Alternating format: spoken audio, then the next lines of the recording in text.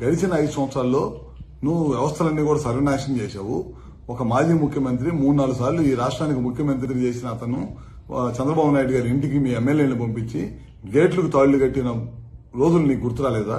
అన్ని కూడా ఈ వ్యవస్థని ఈ భారతదేశంలో ఈ ఆంధ్ర రాష్ట్రంలో ఉన్న వ్యవస్థలన్నింటినీ కూడా సర్వనాశనం చేసి వదిలిపెట్టేశావు.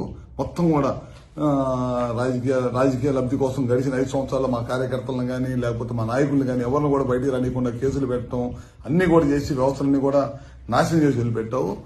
ఈ భారతదేశంలో ఈ స్వతంత్రం వచ్చిన తర్వాత ఏ రాష్ట్ర ముఖ్యమంత్రి పరిపాలించలేనంత అధ్వానంగా గడిచిన 5 సంవత్సరాలు నీ పరిపాలన ఉంది. అందుకే ప్రజలు కూడా నీకు 11 సీట్లకు పరిమితం చేశారు. ఇప్పటికైనా నువ్వు ఒకసారి ఇంట్లో కూర్చొని ఆత్మ పరిశీలన చేసుకో. గడిచిన 5 సంవత్సరాలు ఏ విధంగా మనం పనిచేశాము, ఎందుకు ప్రజలు ఈ తీర్పిచ్చారనేది చేసుకోవాల్సిన అవసరం ఉంది. మళ్ళీ వాళ్ళ నిన్న కోడ్లో నువ్వు బయటకు వచ్చావు. ఒక ముఖ్యమంత్రిగా పనిచేసిన వాడివి కోడ్లో వెళ్ళకూడదనే విషయాన్ని నీకు తెలియదా? అది కూడా తెలియకుండా నువ్వు ముఖ్యమంత్రిగా ఏ విధంగా పనిచేశావు? మిర్చి రైతుల గురించి వాళ్ళు నువ్వు మాట్లాడే అర్హత ఎక్కడ ఉంది నీకు? ఆ రోజు నువ్వే కదా ఎంఎస్పీ రేటు 7,000 రూపాయలు అని చెప్పి ఇచ్చింది.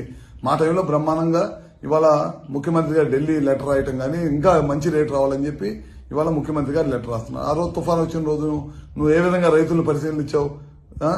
పరామర్శకు వచ్చి నీకు గ్రీన్ కార్పెట్ వేసుకుని గ్రీన్ కార్పెట్ మీద బెంచ్ కట్టుకుని బెంచ్ మీద నుంచొని రైతులను పరామర్శించిన ముఖ్యమంత్రి ఎవరన్నా ఉన్నాడు ఈ దేశంలో అంటే నువ్వే.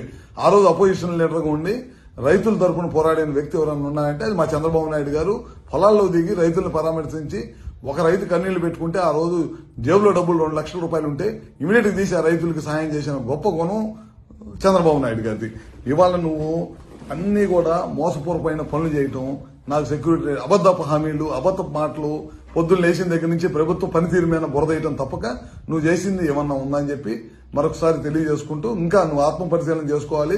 నువ్వు సంవత్సరం అయిన తర్వాత కూడా నువ్వు ఇంకా నీ బుద్ధి మారలేదు. ఇంకా నువ్వు పాత బుద్ధిలోనే ఉండవు, ఇంకా పాత టైప్ లోనే ఉన్నావు. అబద్ధపు మాటలు చెప్పి ప్రజల్ని తప్పుదోవ పట్టించాలనే మార్గంలో ఉన్నావు. ఖచ్చితంగా మేము ఏదైతే చెప్పాము ఎలక్షన్ ముందు ఇచ్చిన హామీలన్నీ కూడా నెరవేరుస్తాం.